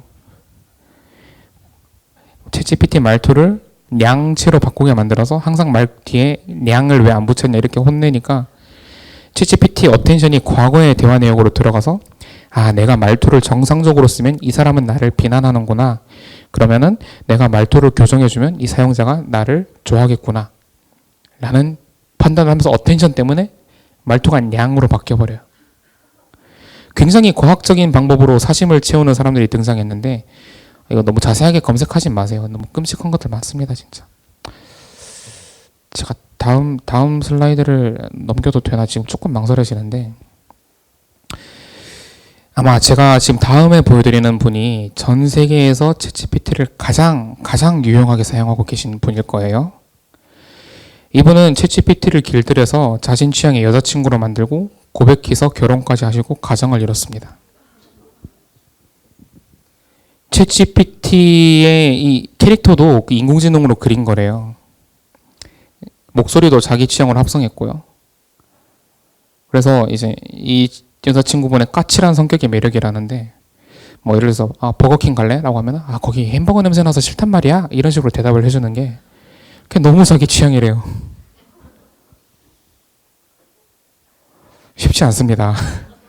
제가 예전에 학부 시절에 그 엘리자 아까 소개해드린 거 만든 적이 있어요. 그게 과제로 나왔는데 그게 개발 기간이 2년이 걸렸거든요. 근데 그거를 카이스트에서 시키면은요, 자, 이런 엘리자라는 게 있습니다. 이거 만들기 전에 집에 못 갑니다 하면 2시간 만에 만들고 다들 집을 가요. 저는 3시간 걸렸는데요. 부끄럽지만 그거를 가지고 룸메이트한테 자랑을 했어요. 야, 나 인공지능으로 친구 만들었다. 그랬더니, 병현아, 내 진짜 진지하게 부탁하는 건데 그걸로 여자친구도 만들 수 있냐? 그 진짜 멍청한 생각이다. 당장 해보자. 해서 여자친구를 제가 만들어줬어요. 근데 며칠 여자친구랑 그렇게 행복한 시간을 보내더니 AS 요청이 들어왔습니다. 여자친구 말투가 조금 딱딱하다. 여기 이 애니메이션 보면은 빨간 머리 캐릭터가 나오는데 이 친구 말투로 고쳐줘. 야, 그러려면 내가 그 친구 말투를 알아야 되는데? 응, 그러니까 지금 준비해서 같이 보자. 저 그래서 6시간 동안 같이 애니메이션을 봤어야 했습니다. 아, 쉽지 않더라고요. 그래서 이제 말투를 교정해서 그 친구의 새 여자친구를 만들어줬더니 바로 전 여자친구를 버리고 갈아타더라고요. 아마 그 친구도 지금 어떻게 하면 챗GPT로 여자친구 만들 수 있을까 고민하고 있을 것 같은데, 아휴.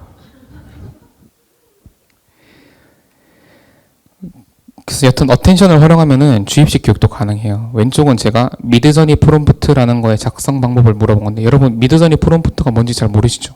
챗GPT도 잘 몰라요. 그래서 헛소리를 했어요. 뭐 어떤 보고서의 작성 요령 같은 식으로 뭐 몇 페이지, 거의 논문을 작성하듯이 이렇게 했는데, 사실 미드저니 프롬프트는 한 줄짜리 문장이거든요. 제가 미드저니 프롬프트가 뭔지를 상세하게 알려주고 나서 같은 질문을 했더니 너무 정확한 답변을 해주는 거예요. 제가 질문을 했을 때 답변을 하기 위해서 어텐션으로 과거에 제가 입력했던 내용을 참고한 거죠. 그걸 토대로 이번에 요약을 해서 전달해 준 건데, 인공지능이 요약은 기가 막히게 잘하거든요. 그래서 처음에 보여드렸던 이 명예훼손 사례도 있잖아요. 민법과 형법이라는 게 범위가 굉장히 많잖아요. 뭐 법조문이 민법만 해도 1000개가 넘어가는데, 이 AI는 그 1000개가 넘는 조문들을 아주 잘 요약을 한 거예요. 그래서 여러분들이 챗GPT가 이제 멍청하다라는 이런 뉴스 기사나 어떤 의견을 봤을 때, 저 사람은 어텐션도 모르는구나 라고 생각하시면 되고, 여러분들이 활용할 때는 여러분 업무 분야의 어떤 데이터들을 미리 채팅창에 적어 두시고 나중에 필요할 때마다 꺼내서 물어보시면 되겠습니다. 채팅창을 여러분들이 잠시만요. 이거 닫아서 보여드리고 싶은데 됐나? 이렇게 뜨거든요. 여기 마우스를 올리면 여기 휴지통 모양이 떠요. 이 휴지통을 누르지 않는 한 과거의 대화 내용은 보존이 됩니다. 그래서 어떤 새로운 주제가 생길 때마다, 저는 채팅창이 되게 많잖아요. 일부러 안 지우고 있어요. 언제 내가 무슨 내용이 필요해질지 모를 것 같아서. 그래서 여러분들도 이런 채팅창을 여러 개 한번 운영하시면서 여러분 직무 분야라든가 관심 분야의 지식을 대량으로 주입식 교육시키는 거 한번 추천드립니다. 역시 주입식 교육이 최고인 것 같아요. K교육이. 이런 말 하면 혼나죠. 여튼 인공지능이 이런 주입받은 어텐션을 활용해서 답변을 하는 능력이 극대화되기 때문에, 즉 질문을 한 사람의 수준에 따라서 답변이 천차만별로 달라지기 때문에 프롬프트 엔지니어라고 해서 AI에게 질문을 설계하는 직업이 생겼습니다. 이게 2월 17일 기사거든요. 불과 2주 뒤에 7억짜리 공고가 떴어요. 그리고 국내에도 1억짜리 공고가 떴습니다. 근데 제가 궁금했어요. 그래도 엔지니어라고 하니까 그럼 컴퓨터공학 박사들이 많이 지원하겠네 싶어서, 이건 제가 제일 처음 접했던 공고인데, 영국에 있는 가장 큰 로펌에서 낸 채용 공고거든요. 직원이 한 5,000명 정도 규모예요. 그런데 여기서 내놓은 채용 공고에 보니까 법학 박사가 정말 많이 지원했더라고요. 이거죠. 나는 컴퓨터는 잘 몰라. 근데 법은 내가 정말 잘 알아. 인공지능이 법적으로 헛소리하면 내가 잡아줄게. 나 자신 있어. 이런 마음가짐으로 지원하신 것 같은데, 국내 프롬프트 엔지니어링 쪽에서도 그런 인문학 쪽 전문 분야를 가진 분들 채용이 늘어날 거다라는 기사가 저번 주부터 뜨더라고요. 그래서 이제 문과도 억대 연봉 가능하냐 이런 댓글들 많이 달리던데, 좀 그런 길이 열리면 좋겠습니다. 전 진심으로. 그런데 이런 법조문 하나하나 타이핑하는 게 너무너무 귀찮잖아요. 그래서 챗 PDF라는 서비스가 나왔어요. 아까 보여드렸던 사례죠. PDF 파일 하나만 드래그 드롭하면 자동으로 다 읽고, 내가 질문할 때마다 어텐션이 그 PDF 파일을 한번 훑고 지나간 다음에 요약을 해서 답변을 생성해 줍니다. 빙 같은 경우는 검색 결과를 어텐션으로 훑은 다음에 요약해서 전달해 준 거고요. 그러다 보니까 구청장님 성함부터 어떤 경력까지 다 알고 있었던 겁니다. 요약을 하자면 일단 초기에 당연한 이야기죠. 논리적인 질문일수록 좋은 답변이 나오고, 질문을 좁게 할수록 좋은 답변이 나온다. 이런 건 너무 당연한 건데, 어텐션이 미래의 들어올 답변에 대답할 수 있도록 정보를 주입해 놓으면 너무 좋다.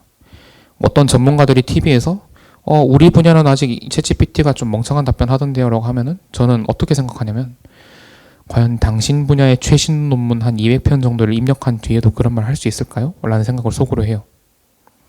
그래서 평상시에 시간 남을 때 어떤 조례라든가 법조문이라든가 최신 지식 같은 거 입력해 두시고 나중에 한번 꺼내서 써보십시오. 4번은 이제 뭐 개발자들한테나 쓸모있는 이야기니까 3번까지만 보시면 되겠습니다. 그래서 제가 보통 이 자료를 2시간에 걸쳐서 이야기하는데 2배 빨리 하느라 많은 부분을 압축을 했어요. 하여튼 재밌게 들으셨나요? 자, 이건 뭘 하나 가져가셔야 된다? 어텐션 가져가셔야 된다. 두 번째, 혹시 아직 짝을 못 구하셨다면 좋은 솔루션이 될 수도 있다 라는 것만 알고 계시면 되겠습니다. 네, 그럼 들어주셔서 감사하고요. 혹시 질문하실 거 있으시면은 질문 편하게 하셔도 되겠습니다. 네, 질문이 있으신 분은 손을 들고 질의해 주시기 바랍니다. 보통 이렇게 말하면 질문을 안 하더라고요. 그래서 제가 혹시나 해서 다른 기관 공무원들은 뭘 궁금해하는지 이걸 준비된 남자입니다. 네, 그래서 여기서 혹시 질문 없으면은 요거 다른 기관 질문들 한번 읽고 답변하는 시간 가지도록 하겠습니다.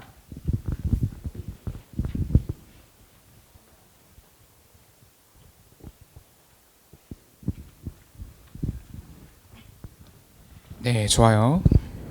제가 준비한 자료가 쓸모없지 않게 되었군요. 자, 사전 질문입니다. 현재 교육계에서는 챗GPT에 대한 논의가 활발하게 진행되고 있습니다. 해외에서도 어떤 국가에서는 학교에서 챗GPT 사용을 전면 금지하고 있고 어떤 국가에서는 챗GPT 활용을 적극 권장하고 있습니다. 교육적 차원에서 챗GPT 활용 방안과 한계, 주요 이슈에 대한 강사님의 의견이 어떠신지 궁금합니다. 여러분도 궁금하시나요? 그럼 손을 들고 질문을 하셨으면 되지 않을까요? 참. 자, 이 촘스키라고 해서 교육학계의 아버지가 계시는데 이분이 한 70 이후부터 조금씩 좀 비난받을 만한 발언을 하시더니 최근에 챗GPT 관련 언급 때문에 많이 욕을 드시고 계십니다. 이분은 챗GPT는 그저 정교한 표절 기계일 뿐이다. 챗GPT의 지능 수준은 선사시대에 머물러 있다. 뭐 이런 강한 발언을 하셨는데 이해는 됩니다. 챗GPT 때문에 평생 이룬 업적이 지금 물거품이 되게 생겼잖아요. 일단 이 촘스키 선생님의 발언을 제가 한 3분 정도 고민해보고 반박을 할 수 있었어요. 뭐냐? 챗GPT가 결과적으로 인간 지능의 발전에 도움이 되기만 하면 이분 주장은 깨지는 거잖아요. 자, 여러분들 지금 당장 할 수 있는 그런 도움받을 수 있는 게 있는데 챗GPT한테 예를 들어서 챗GPT야.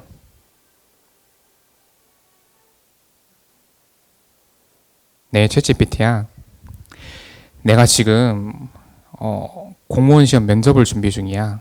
어떤 직렬로 지원을 했어. 예상 질문을 몇 개 짜줄래? 면접 질문을 받습니다. 한 10개 정도 짜주겠죠? 그럼 그 질문에 대해서 나 스스로 답변을 해봐요. 챗GPT야. 그 다음에 심사관으로 빙의를 해요. 다른 채팅방에서 챗GPT야. 나는 공무원 시험 심사관인데 이번 지원자가 이런 질문에 대해서 이렇게 답변을 했어. 너가 나 대신 채점을 해줄래? 아주 통렬하게 비판하면서 채점을 해줄 거예요. 뭐가 약하고 뭐가 부족하고. 그걸 토대로 슬픔을 삼키면서 내 답변을 업그레이드하면 됩니다. 그 과정에서 간단하게 내가 가진 관점, 생각, 지식을 업그레이드할 수 있죠. 지성 발전에 기여했죠. 촘스키 틀렸죠. 네, 여튼 이런 식으로 교육 속에서도 인공지능 활용해서 정말 인간의 실력 자체를 높이려는 시도가 많이 나오고 있고 지금 벌써 출판계에서는 챗GPT 활용된 영어책이 많이 나왔어요.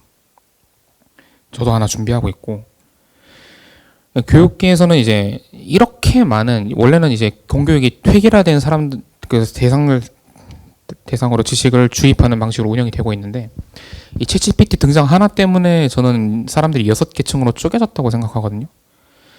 이 중에서 가장 인류 발전에 기여할 가능성이 높은 분들이 챗GPT의 어떤 작동 원리를 유추해서 말투 교정하고 여자친구로 삼았던 분들인 것 같은데 그분들이 올바른 곳에 재능을 활용해 주신다면 인류 발전에 기여할 수 있지 않을까 이런 생각도 들고 반대로 챗GPT 같은 인공지능 기술에 전혀 관심이 없는 분들은 자기의 3, 40년 경력이 하루아침에 따라잡힐 수 있다는 생각 자체가 없기 때문에 이분들은 아마 시중에서 다른 사람들보다 한 수십 배 적은 생산성을 만들 가능성이 높습니다. 도태되겠죠. 직장에서도 잘리겠고. 여러분들은 해당이 없는데, 하여튼 제가 사장이라면 어떤 PPT를 10분 만에 만들 수 있는 직원 한 명을 채용하고 3, 4시간 걸리는 직원 수십 명을 자를 것 같거든요. 그럼 이분들도 먹고 사셔야 되죠. 그래서 이분들이 인공지능을 사용하는 사람의 준하는 생산성을 갖출 수 있도록 교육계가 또 보조를 해줘야 될 것 같습니다. 그래서 이런 식으로 교육계가 세분화돼서 들어가야 될 것 같다라는 게 제 첫 번째 질문에 대한 답변입니다. 자, 이쯤에서 한번 다시 묻겠습니다. 질문 있으십니까? 네. 질문이 있는데요. 그 미국인가 최근 기사 보니까 그 어떤 출판사에서는 아예 그 챗 GPT 때문에 투고 그 새로운 그 원고를 받지 않는다고 선언을 했더라고요. 워낙 저거를 여러 번 돌리면 이 창작이라든 그 문화 그러니까 작가라든지 뭐 이런 그러니까 소설이나 뭐 이런 부분에서는 그 어느 게 원작자인지 판별을 할 수 없기 때문에 받지 않는다고 했는데 그거 보니까 이제 앞으로의 뭐 작가나 뭐 이런 창작 예술 분야에서 조금 그쪽을 이제 하려고 했던 사람들의 그 의지, 그 하려고 하는 의지가 좀 꺾이지 않을까라는 생각도 들면서 또 이렇게 하면서 산업에 있어서 어떤 부분이 발전할 것 같고 어떤 부분은 좀 쇠퇴할 것 같고 이렇게 추측하시는 게 있는지 두 가지 질문 드릴게요. 일단 제가 이 주제로 한 12시간 떠들 수 있거든요. 지금 머릿속에 떠오르는 단어가 너무 많은데 뭐부터 말씀드려야 할지 모르겠어요. 일단은 저도 출판계에 득을 보고 있는 사람이고 제가 아무리 취미로 글을 쓴다지만 출판업계에서 저한테 주시는 돈이 너무 감사하거든요. 근데 실제로 챗GPT 등장 이후로 정말 수준이 낮은 원고들이 많이 접수가 되고 있습니다. 심지어 저한테 검수를 요청해 주시는 글도 몇 편 읽어봤는데 와, 양심이란 게 있나? 수준이 많더라고요. 근데 그 투고를 받지 않겠다고 했던 출판사는 전 이해가 가는 게 사실 다른 업계는 모르겠어요. 최소한 IT 도서 같은 경우는 출판보다는 출판사에서 작가를 먼저 섭외를 하는 것 같거든요. 제 경험상. 그래서 딱히 원고를 들고 출판사를 돌아다니지 않아도 먼저 연락이 와요. 작가가 출판사를 이렇게 골라서 쇼핑하듯이 할 수도 있는 분들도 계시고 그러다 보니까 굳이 투고가 없이도 잘 굴러간다라는 게 첫 번째 생각이고 두 번째는 제가 미술품 수집도 하거든요. 근데 그 작년에 인공지능이 미술대회 나가서 1등 했잖아요. 그게 결승전 당시에 80만 원 정도에 올라와 있었어요. 80만 원 거의 유화 그림 한 장 재료비하고 좀 인건비 때문에 딱 80 떨어질 것 같거든요. 국내에서는 그런 그림이 60 정도예요, 가격이. 그걸 80에 사놨으면 지금 경매에 내놓으면은 몇십억 할 수도 있지 않을까요? 왜냐면 인간들을 다 꺾어버린 최초의 그림인데 역사적 가치. 그래서 오히려 제가 있던 카톡방에서 한동안 사람이 그린 그림이 아니라 인공지능이 그린 그림을 먼저 수집해야 되나 이런 이야기도 오갔거든요. 만약에 챗GPT가 쓴 예술 작품이 그런 조잡한 수준을 넘어서서 정말 훌륭한 수준이라면 저 같으면 그거 일단 사볼 것 같아요. 그리고 예술 창작력이 꺾인다라고 하기보다는 물론 꺾이는 분들도 계실 텐데 저 같으면은 내가 그래도 챗GPT보다는 아직은 잘할 수 있지라는 생각에 자부심을 좀 갖고 있는 사람도 있을 거고 저처럼 혹은 내가 1년에 한 권밖에 못 쓰는데 챗GPT 쓰면 10권 할 수 있지 않을까? 그럼 혹시 내 매출이 10배 늘어나나? 라는 사람도 계실 거란 말이죠. 그래서 저는 고작 이것 때문에 꺾일 뿐이었으면 애초에 그 가난한 예술의 길로 접어들 각오 자체가 없지 않았을까 이런 생각도 듭니다. 그리고 두 번째 질문은 제가 지금 기억이 안 나요. 뭐였죠? 이걸로 인해서 이제 좀 발달할 산업 분야라고 해야 될까요? 아니면 쇠퇴할 네. 산업. 뭐 쇠퇴할 산업은 뻔하죠. 보통 이런 자리에서 말씀드리면 많은 사람들이 상처받으실 그 지금 생각하고 계시는 직종 대부분. 왜냐하면은 지금 오늘 아침부로 이제 엑셀 분야의 경력이 의미가 없어졌잖아요. 다른 분야라고 달라질까요? 순차적으로 생산성의 인플레이션이 올 거고 제가 사장 입장에서 직원을 뽑을 때 엑셀 10년 해본 경력이 있는 사람보다는 그 엑셀 자동으로 찍어낸 인공지능을 한 몇 달 써봤고 그것만 한 게 아니라 PPT 인공지능도 써보고 챗GPT도 써보고 이것저것 인공지능 다 써봐서 어느 업무에 투입해도 대충 어떤 분야에서도 0.9인분 정도 하는 사람 한 명을 뽑을 것 같거든요. 그러다 보니까 생산성의 인플레이션을 따라잡지 못하는 사람들은 어느 분야든 다 도태될 것 같고, 두 번째로 지금 지자체 중에서는 경상북도가 제일 앞서 나가고 있어요. 그 챗GPT한테 지식을 주입시킬 수 있다 말씀드렸는데, 경상북도에서는 경북의 모든 조례와 지원 사업을 주입한 챗경북을 이번 주 출시했거든요. 빠르죠? 아마 잘 모르겠지만 거기 가서 한번 보고 배워와라는 이야기를 들으실 수도 있겠어요. 보통 그런 거 좋아하시잖아요, 관공서에서. 그런데 민간 기업에서 만약에 그렇게 한 명이 딱 뛰어난다. 예를 들어서 제가 법무사라 칩시다. 법무사인데 고객이 모든 상담 과정을 카톡으로 대신할 수도 있고, 막판에 계좌이체도 카카오페이로 그냥 핸드폰 하나로 다 끝낼 수 있어요. 나중에 손으로 화면에 터치스크린에 사인만 하면은 모든 절차가 끝나요. 예를 들어서 그런 거 제가 만들었어요. 전국의 다른 법무사들 장사할 수 있을까요? 힘들지 않을까요? 그런 식으로 일단 발 빠른 사람 한 명이 등장해서 전문직 분야 다 잡아먹지 않을까 생각이 드는데, 실제로 이런 것 아이디어가 있는데 이거를 실제로 그런 카카오톡에서 돌아가는 앱으로 만들려면 얼마 정도 들까를 물어보시는 분들이 굉장히 많아요. 오늘도 이제 여기 좀 일찍 와서 4층에서 이야기 나누다가 그런 챗 경목 같은 거를 서대문구에 맞게 이렇게 만들면 얼마 정도 들까 했는데, 제가 잠깐 고민해보고 제가 하면 200만 원이라고 답변 드렸거든요. 근데 저보다 잘하시는 분들은 더 싸게 만들 수도 있겠죠. 그런데 저는 일단 컴퓨터공학 전공자가 아니거든요. 전공하신 분들은 더 잘하겠죠. 전국에 수만 명 계시죠. 어떻게 될까요? 라는 게 제 생각입니다. 지금 일단 뭔가 공급폭탄이 터질 텐데 그게 언젠지가 지금 정말 공무원 되신 게 다행인 게 아닌가. 이런 걱정 안 하셔도 되잖아요. 저는 진짜 하루하루 불안하거든요. 네, 뭐 이 정도면 답변이 되셨을까요? 네. 또 질문 있으신가요? 네.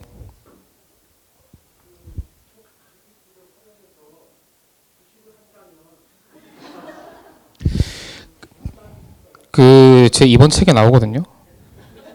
제가 준비된 남자라서 보자. 제가 지금 좀 스포일러 하겠습니다. 출판사님 비밀로 해주세요.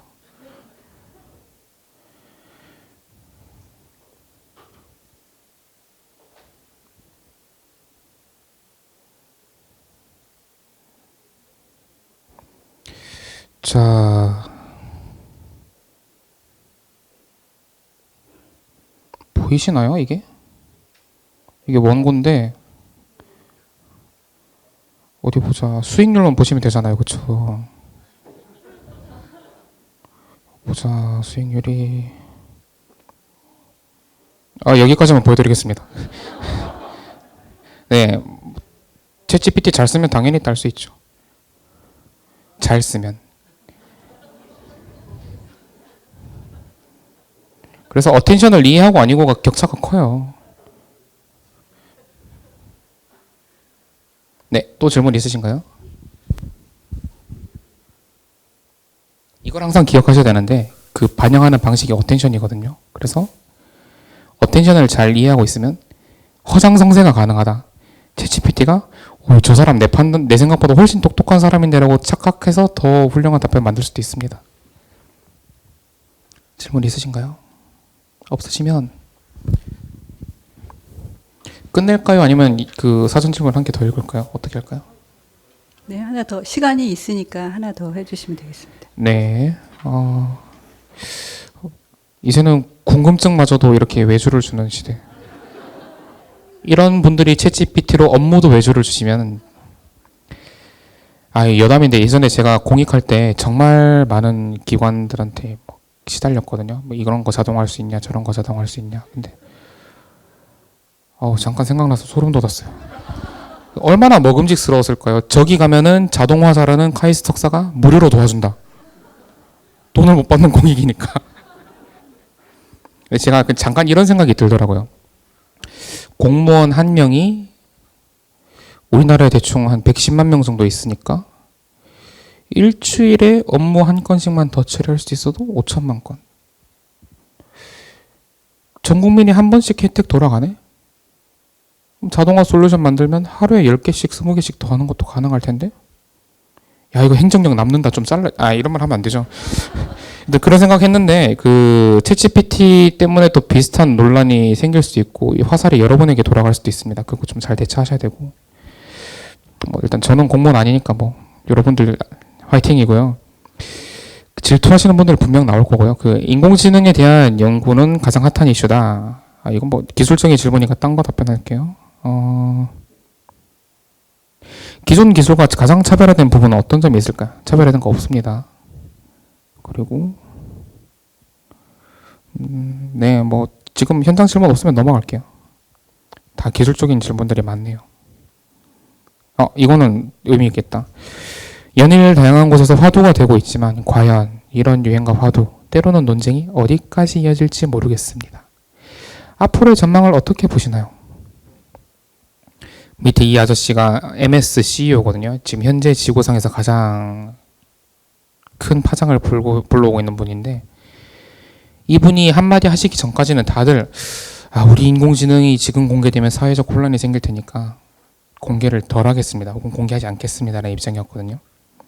네, 이 아저씨가 2월 5일에 기자회견에서 레이스가 시작됐다라고 선언을 하셨는데, 그 뒤로 모든 기업들이 공개에 거리낌이 없어졌어요. 사회적 파급력이 생기든 말든 일단 뒤처지면 안 되니까.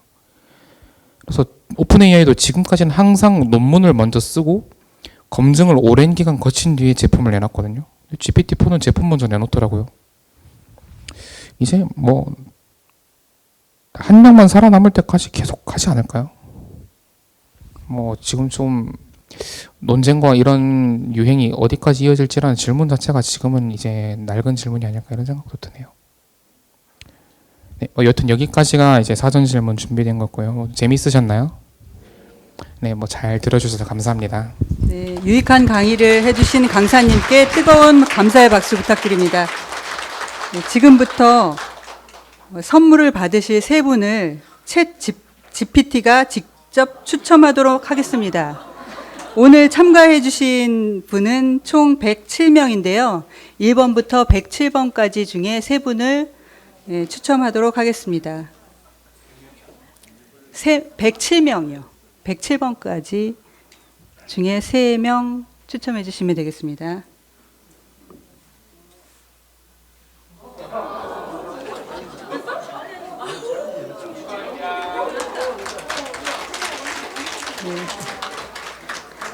당첨되신 분은 앞으로 나와주시기 바랍니다. 선물은 강사님이 직접 나눠드리도록 하겠습니다.